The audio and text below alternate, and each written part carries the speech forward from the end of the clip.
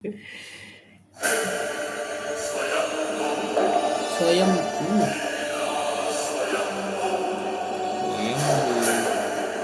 என்னது இது நல்லா இருக்கே.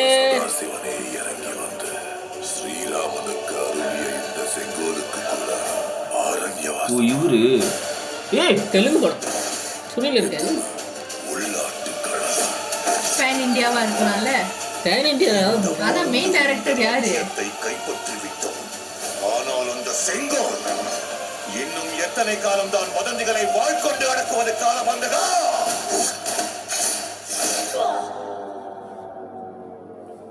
காலம் கத்தி மாதிரி தாக்கும் போது காப்பாத்த கேடையும் ஒண்ணு வேணும்ல.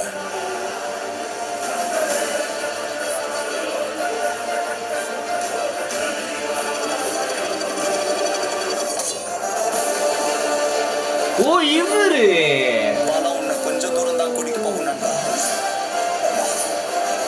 ஆனா துணிவு கடைசி வரைக்கும் கூடவே நிற்கும். ஒரு உயிரை கூட இழக்காமல் யுத்தம் நிகழாது கிருஷ்ணா. இதுவே யுத்த நீதி.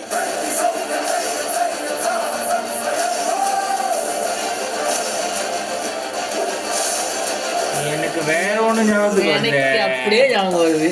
ஒரு வீட்டையும் ஒரே ஒரு வீடு தானே என்று விட்டுக் கொடுத்தால் ஒரு ஊரையும் விஷு நல்லா இருக்கு. நம் ராஜ்யத்தை இழக்க வேண்டி வரும். எனக்கு அதேதாங்க அதேதான்.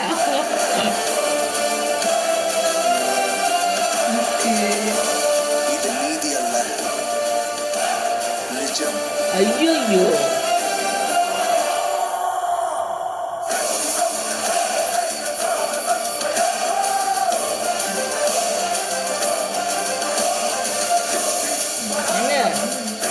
இது ஜுயம்பு இல்லைங்க, இது பாகுபலி 3 கம்பர் ரிலீஸ் ஆகுது. உண்மையிலே சொல்கிறேன், லைக் நான் டோன் டவுன் பண்ணுற சொல்ல, பாகுபலி எந்த ரேஞ்சில் உள்ள படம்னு தெரியும்.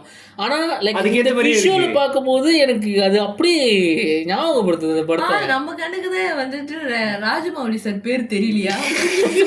அதுதான் ஒரு தெலுங்கு தான் படம். ஆமா அதான் தெலுங்கு படம் மெயின் இது. ஸோ பார்ப்போம் இந்த படம் ரிலீஸ்.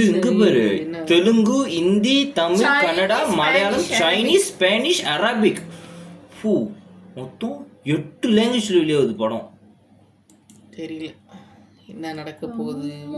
மேபி இந்த படம் ஒரு புரட்சியாக இருக்குமோ, வாய்ப்பு இருக்கு புரட்டி போடுறதுக்கு தெலுங்கு சினிமாவை.